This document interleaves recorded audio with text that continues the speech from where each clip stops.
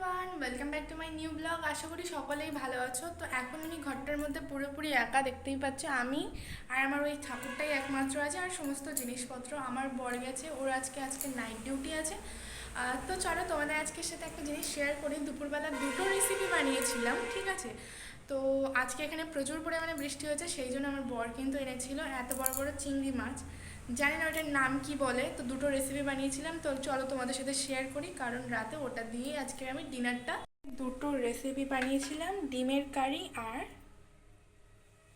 চিংড়ি মাছের বাটি ভাতে। আলু আছে আর এখানে চিংড়ি তিনটে আছে।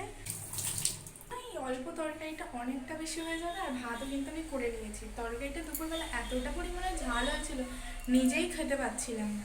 তো যাই হোক, টেস্টও কিন্তু ভীষণভাবে মানে এত ভালো হয়েছিল যে কি বলবো, এত সুন্দর টেস্ট হয়েছিল। আমি ভিডিওর মধ্যে তেমন কিছু স্পেশালভাবে কিছু তো দেখাতে পারবো না, আমার বড় সব ভিডিও ভিডিও বানানো পছন্দ করে না বাবু। এখানে আসার পরে আমি আমার সমস্ত জিনিস কোথায় রেখেছি তোমাদেরকে দেখাচ্ছি। এই তো একটা ছোট্ট ঘর, তার ভেতরে আবার বাথরুম, আবার কিচেন, সমস্ত কিছুই রয়েছে। তো চলো তোমাদেরকে দেখাচ্ছি, আমার যা কিছু বলো না সেটা তোমাদেরকে দেখাই। চলো, এই চেয়ারটার মধ্যে আমার সমস্ত রকমের মানে ধরো পাউডার, সেন্ট, রুম ফ্রেশনার, মুখের যা কিছু সমস্ত কিছু কিন্তু আমি এখানটাতেই রেখেছি। যে আমার ব্যাগ, আর ঘরটার মধ্যে তেমন কিছু নেই, দুটো চেয়ার। আর এই যে আমার বরের ঘড়িটা দেখো, 9টা 10। এই যে আমার জলের ড্রাম। জল মনে হয় প্রচুর পরিমাণে খেয়ে নিচ্ছি, কারণ 2.5 দিন মতো 20 লিটার করে ড্রাম হচ্ছে। আমার বর যেহেতু 12 ঘন্টায় ঘরে থাকে, 12 ঘন্টা ডিউটিতে, তো জলটা বেশি পরিমাণে আমি খাচ্ছি। আর এখানে জলের দাম কত জানো? 35 টাকা করে জল। আমি যখন বাড়িতে জলটা খেতাম তখন 20 টাকা নিত, এখন এখানে 35 টাকা, মানে কতটা হেভি দাম ভাবো। এই যে যে ডায়েরিটা, এটাতে আমার সমস্ত মনের কথা, ভালো লাগা, না ভালো লাগা, খারাপ লাগা, সমস্ত কিছু আমি এর মধ্যে নোট করে রাখি। মানে ডায়েরি লেখার অভ্যেসটা কিন্তু আমি আমার বাবার কাছ থেকে পেয়েছি, কারণ আমার বাবাও ডায়েরি নোট ডাউন করে, তো সেই থেকেই আমার অভ্যেস।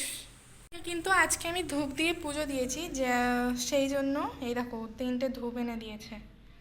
আর এই যে ঠাকুর, প্রায় 15-16 দিন পরে কিন্তু আমি এই ঠাকুরটাকে পুজো দিয়েছি বলতে সেরকম কোনো প্রসাদও নেই, সেরকম কোনো ঠিকঠাক জায়গাও নেই। যতটুকু পেরেছি শুধু ধূপটা দিয়েই একটু ঘুরিয়েছি, প্রণাম করেছে, ব্যাস, ওটাতেই আমার পুজো দেওয়া হয়েছে।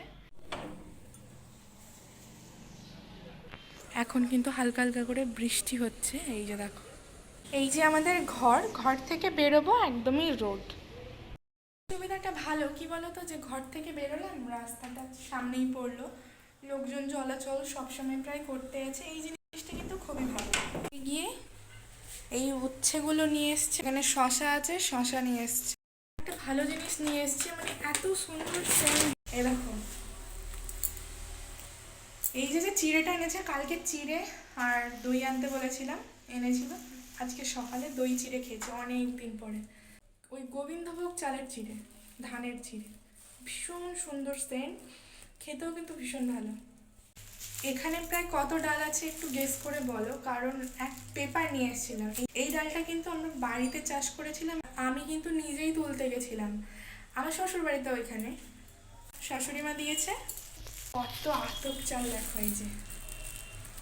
আর আমাদের সূর্যমুখী বাগানের তেলও কিন্তু 2 ড্রাম মতো হয়েছে, ততটাও ভালো হয়নি, কারণ ফুলগুলো ছোট তো বেশিরভাগই ছিল। তো যাই হোক, ঘর থেকে কিন্তু তেলও এনেছিলাম 2 লিটার মতো, এই যে দেখো এতটা পরিমাণে এখন অবধি আছে হাট থেকে কালকে। এই যে পেঁপে এনেছে, আর এখানে কিছু কুমড়ো, কিছু না, হ্যাঁ অল্প একটু কুমড়ো আছে।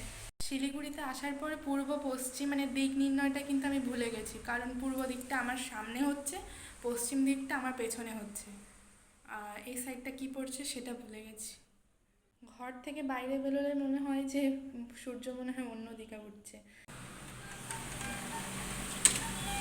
একটু হাওয়াও আছে।